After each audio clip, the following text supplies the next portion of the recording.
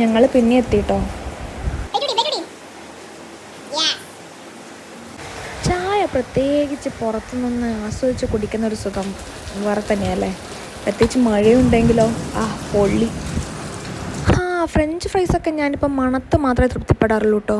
നമുക്ക് ഈ നെയ്യിൽ വാട്ടിയ പഴമൊക്കെയാണ് ഇപ്പോൾ പറഞ്ഞിട്ടുള്ളത്.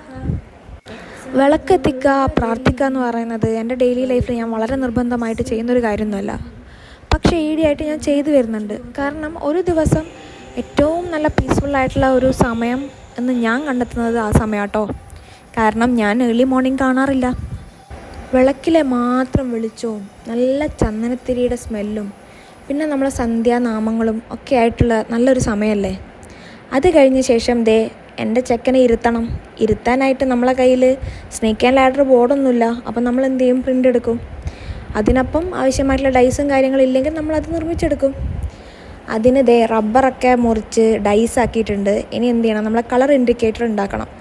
ഞാൻ റെഡ് ഉണ്ടാക്കുമെന്നും അതിനു ഗ്രീൻ ഉണ്ടാക്കുമെന്നും നമ്മളൊരു പ്ലാൻ ഉണ്ടാക്കി. അങ്ങനെ ടാസ്ക് തുടങ്ങി കേട്ടോ. ഇതാണേ നമ്മളുണ്ടാക്കിയ ഡൈസ്. തട്ടിക്കൂട്ടാണെങ്കിലും കളി നടക്കും.